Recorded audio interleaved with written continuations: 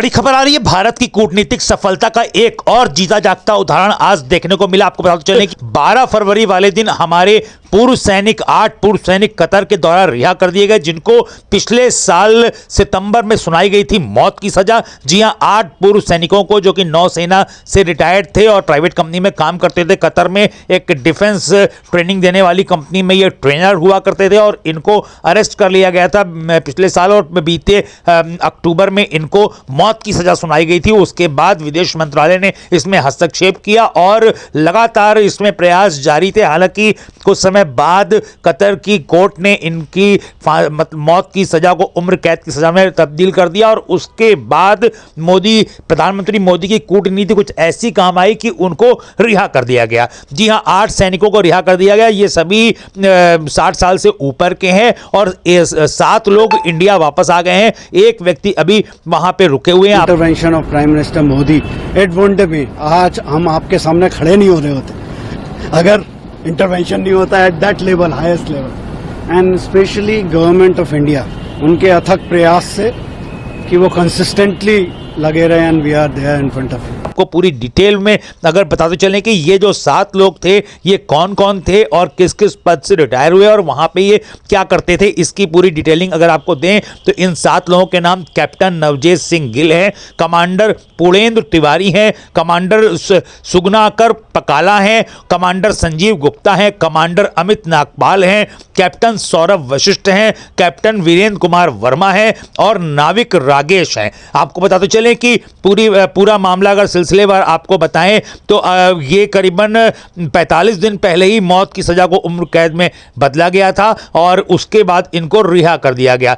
आपको बताते चलें कि भारत ने सन 2048 तक नेचुरल गैस खरीदने का एग्रीमेंट किया है करीबन 78 अरब डॉलर का कतर के साथ। इस घटना के बाद इसको भी एक कारण माना जा रहा है इनकी रिहाई के प्रति, लेकिन निश्चित रूप से ये लोग उम्मीद पूरी तरीके से छोड़ चुके थे कि ये भारत वापस आ पाएंगे जीवित, लेकिन प्रधानमंत्री मोदी की कूटनीति ने इनको लाने में सफलता हासिल कर ली है। कतर ने 8 पूर्व भारतीय नौसैनिकों को रिहा कर दिया है। इसमें 7 सोमवार सुबह भारत लौट आए हैं। ये कतर में जासूसी के आरोप में उम्र कैद की सजा काट रहे थे। पहले इन्हें फांसी की सजा सुनाई गई थी। विदेश मंत्रालय ने सोमवार यानी कि आज ये बताया कि भारत सरकार कतर में गिरफ्तार किए गए दहरा ग्लोबल कंपनी के लिए काम करने वाले 8 भारतीयों की रिहाई का स्वागत करती है। हम इनके घर वापसी के लिए कतर के फैसले की सराहना करते हैं। कतर की इंटेलिजेंस एजेंसी के स्टेट सिक्योरिटी ब्यूरो ने 30 अगस्त 2022 को 8 पूर्व नौसैनिकों को गिरफ्तार किया था। दिल्ली एयरपोर्ट पर लौटने के बाद कुछ पूर्व नौसैनिकों ने मीडिया से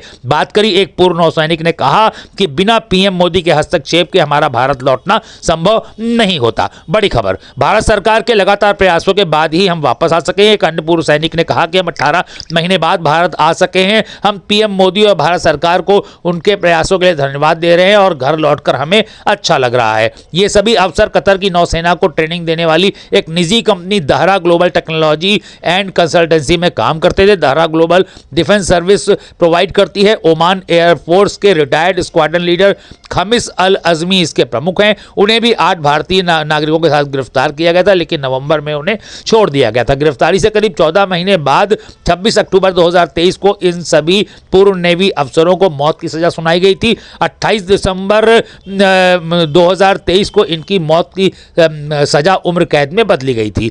बीबीसी के मुताबिक यह रिहाई ऐसे समय हुई है जब भारत और कतर के बीच गैस को लेकर एक अहम समझौता हुआ है। 6 फरवरी को हुए समझौते के तहत भारत कतर से 2048 तक लिक्विफाइड नेचुरल गैस LNG खरीदेगा। यह समझौता अगले 20 सालों के लिए हुआ है और इसकी कुल लागत 78 अरब डॉलर की है। भारत की सबसे बड़ी LNG आयात करने वाली कंपनी पेट्रोनेट LNG लिमिटेड ने कतर की सरकारी कंपनी कतर एनर्जी के साथ समझौता किया है। इस समझौते के तहत कतर हर साल भारत को 7.5 मिलियन टन गैस एक्सपोर्ट करेगा और इस गैस का इस्तेमाल बिजली, फर्टिलाइजर बनाने और इसे CNG में बदलने के लिए किया जा सकेगा। आपको बताते चलें कि भारतीय दूतावास को 2022 के मध्य में पहली बार भारतीय नौसैनिकों की गिरफ्तारी के बारे में बताया गया था। इनकी पहचान captain Navjeet Singh Gill, captain Saurabh Vashisht, commander Purnendu Tiwari, captain Virendra Kumar Verma, commander Suganakar Pakala, commander Sanjeev Gupta, commander Amit Nagpal और नाविक रागेश के रूप में हुई थी। 30 सितंबर 2023 को इन्हें अपने परिवार के सदस्यों के साथ थोड़ी देर के लिए टेलीफोन पर बात करने की मंजूरी दी गई थी। पहली बार काउंसलर एक्सेस 3 अक्टूबर 2023 को गिरफ्तारी के 1 महीने बाद मिला था। इस दौरान भारतीय दूतावास के एक अधिकारी को इनसे मिलने दिया गया था। 3 दिसंबर 2023 को कतर में मौजूद भारत के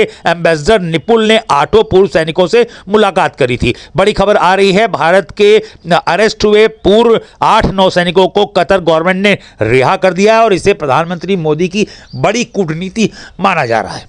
बड़ी खबर। फाइनेंशियल टाइम्स के अनुसार 8 भारतीयों पर इजराइल के लिए जासूसी करने का आरोप था। अल जजीरा की एक रिपोर्ट के अनुसार इन लोगों पर कतर के सबमरीन प्रोजेक्ट से जुड़ी इंफॉर्मेशन इजराइल को देने का आरोप था। हालांकि कतर ने कभी आरोपों को सार्वजनिक नहीं किया। 30 अक्टूबर 2023 को इन नौसैनिकों के परिवारों ने विदेश मंत्री एस जयशंकर से मुलाकात की थी। तब भारत ने कतर को मनाने के लिए तुर्की की मदद लेनी शुरू की थी। तुर्की के कतर के शाही परिवार के साथ अच्छे संबंध हैं, इसलिए भारत सरकार ने उसे मध्यस्थता के लिए अप्रोच किया। भारत सरकार ने अमेरिका से भी बातचीत की क्योंकि रणनीति तौर पर अमेरिका की कतर पर ज़्यादा मजबूत पकड़ है। आपको बताते चलें कि जो लोग रिहा किए गए हैं उनमें उनका डिटेल आपको बताते चलें। कैप्टन नवजीत सिंह गिल, हिंदुस्तान टाइम्स के अनुसार कैप्टन नवजीत सिंह गिल चंडीगढ़ के हैं। उनके पिता आर्मी के रिटायर्ड अफसर हैं। वे देश के famous defence services staff college Wellington Tamil Nadu में इंस्ट्रक्टर रह चुके हैं। उन्हें बेस्ट कैडेट रहने पर राष्ट्रपति अवार्ड भी दिया जा चुका है। कमांडर पुणेन तिवारी नेवी के टॉप ऑफिसर रह चुके हैं। नेविगेशन के एक्सपर्ट हैं। युद्धपोत INS मगर को कमांड करते थे। दहरा कंपनी में managing director retired commander Purnendu Tiwari को भारत और कतर के बीच द्विपक्षीय संबंधों को आगे बढ़ाने में उनकी सेवाओं के लिए साल 2019 में प्रवासी भारतीय सम्मान पुरस्कार मिला था। यह पुरस्कार पाने वाले आर्म फोर्सेस के वो एकमात्र शख्स हैं। कमांडर सुगनाकर पकाला की बात करें तो टाइम्स ऑफ इंडिया की खबर के अनुसार 54 साल के सुगनाकर पकाला विशाखापट्टनम के रहने वाले हैं। नौसैनिक के तौर पर उनका कार्यकाल शानदार रहा है। उन्होंने 18 साल की उम्र में ही इंडियन नेवी ज्वाइन की थी। वे नवंबर 2013 में इंडियन नेवी से रिटायर्ड हुए थे। इसके बाद उन्हें कतर की कंपनी अल धारा ग्लोबल टेक्नोलॉजी एंड कंसल्टेंसी को ज्वाइन कर लिया था। कमांडर संजीव गुप्ता को गनरी स्पेशलिस्ट के तौर पर जाना जाता है। वहीं 5वें कमांडर अमित नागपाल को नौसेना में कम्युनिकेशन और इलेक्ट्रॉनिक वार सिस्टम का एक्सपर्ट माना जाता है। कैप्टन सौरभ वशिष्ठ की पहचान तेज तर्रार टेक्निकल ऑफिसर के तौर पर होती है। उन्होंने कई मुश्किल ऑपरेशंस को अंजाम दिया है। कैप्टन वीरेंद्र कुमार वर्मा को उनके नेविगेशनल एक्सपर्टीज के लिए पहचाना जाता है। नाविक रागेश नौसेना में मेंटेनेंस और हेल्पिंग हैंड के रूप में काम करते थे। आपको और बताते चलें कि अगस्त 2022 में कतर के अल दारा कंपनी के लिए काम करने गए पूर्व भारतीय नौसैनिकों को गिरफ्तार किया गया था। सितंबर 2022 में पहली जमानत की याचिका खारिज कर दी गई थी। अक्टूबर 2022 में पहली बार काउंसलर एक्सेस दिया गया। नवंबर 2022 में कतर में भारत के राजदूत दीपक मित्तल को हटाकर PMO ऑफिस में स्पेशल ड्यूटी पर तैनात कर दिया गया।